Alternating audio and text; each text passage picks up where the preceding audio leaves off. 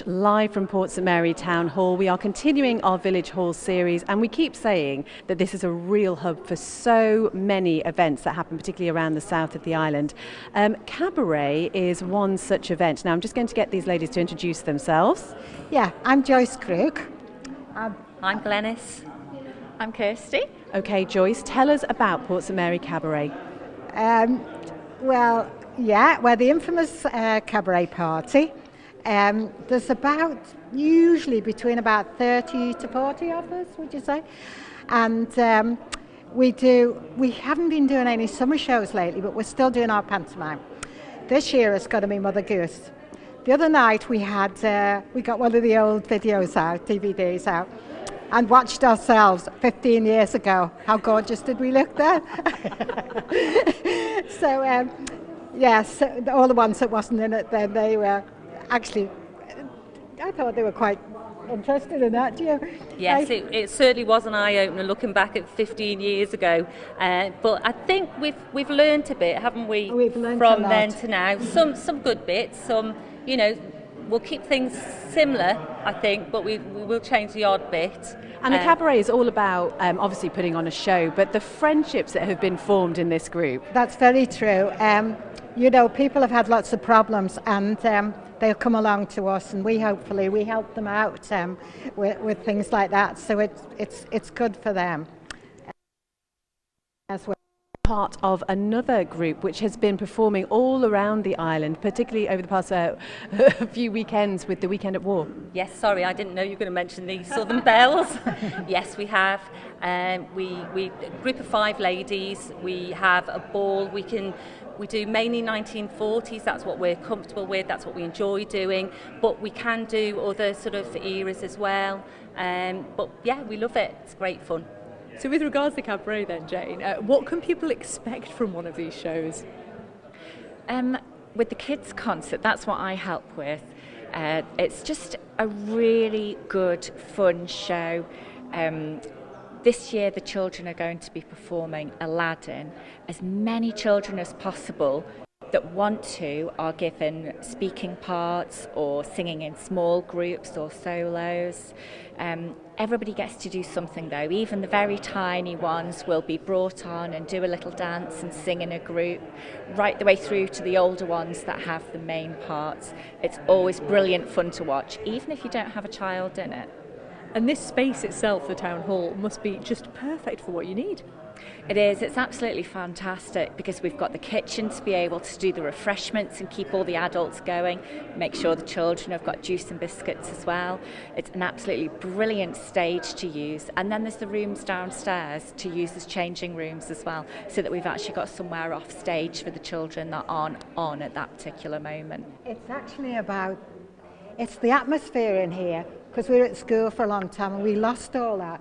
But we get a buzz in here, don't we? There's a kind of theatre buzz in here, so that makes all the difference. It is a really professional environment actually, isn't it, as well? So you mentioned Mother Goose. When is that happening? It's happening in February. I'm not sure the dates. 14th. Oh, 14th is it? Oh, perfect. Valentine's Weekend of the 14th, yeah, yes. Yeah, so we've got a good crowd in for it this time, haven't we? As usual. It's going to be a wonderful occasion, and as we were talking about, Christy, this is a very professional environment, and theatre is something which happens here a lot. We're joined by Norman McGregor Edwards from Hog the Limelight. Tell us a little bit about Hog the Limelight first of all. Hog the Limelight, we've been going for about 8-9 years, and this is our home base. We put on regular main plays. We've got nothing, we've got a plan, but we can't say what it is. Oh, come on, a clue? clue? No, but it's a very, very well-known TV series, which might appear sometime next year. We also do one-act plays in the festival, but we also perform them here.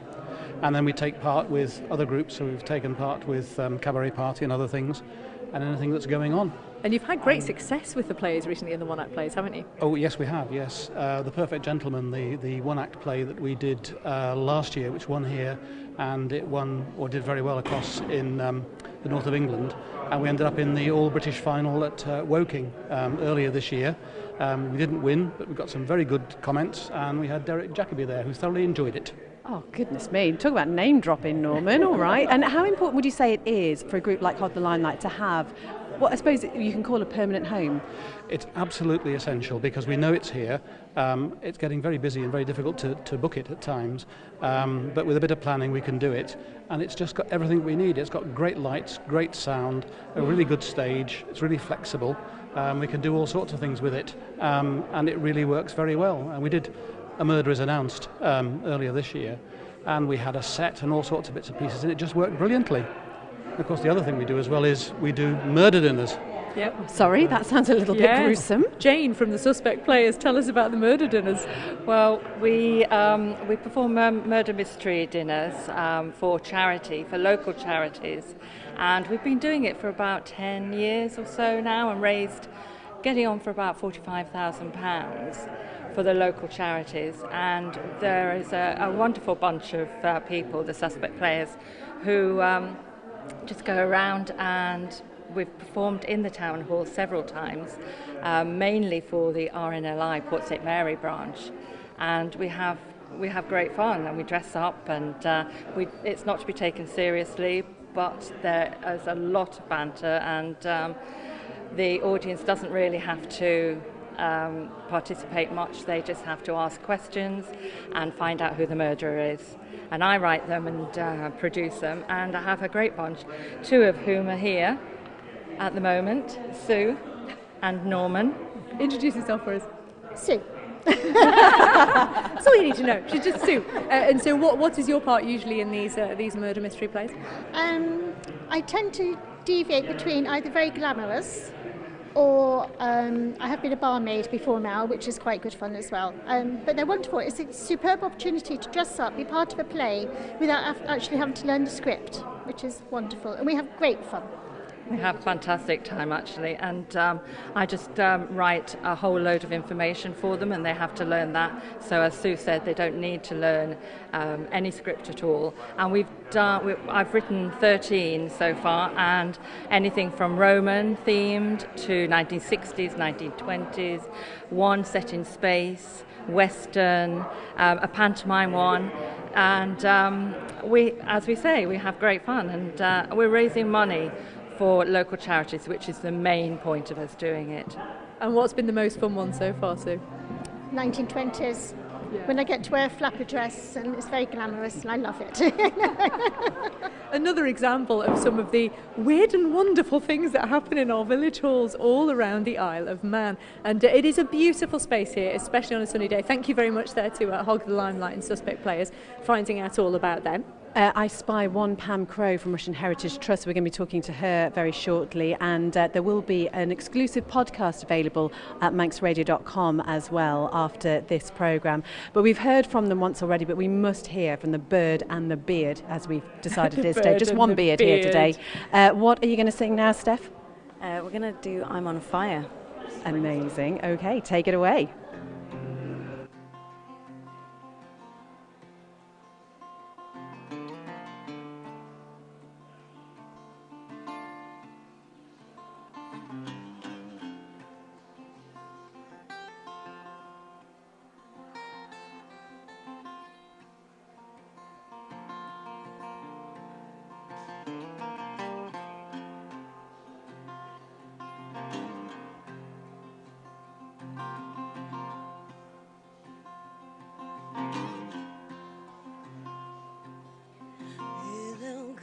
Your daddy home and go and leave you all alone. I got a bad desire. Oh, I'm on fire.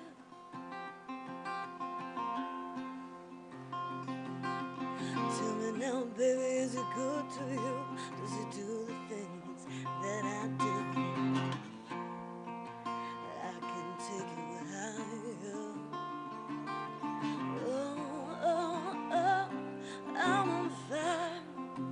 Sometimes it's like someone took a knife, baby, edgy and deep. With a 6-inch valley through the middle of my skull. And I don't wake up with the sheets soaking wet. I'm afraid you're running through the middle of my head. You cool my desire.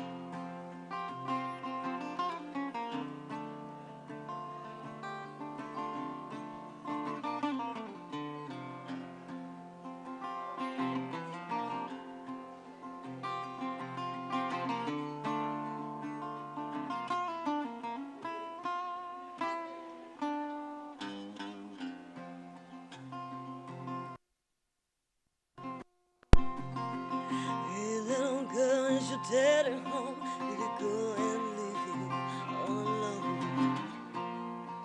I got a bad desire. Oh, oh, oh, I'm on fire.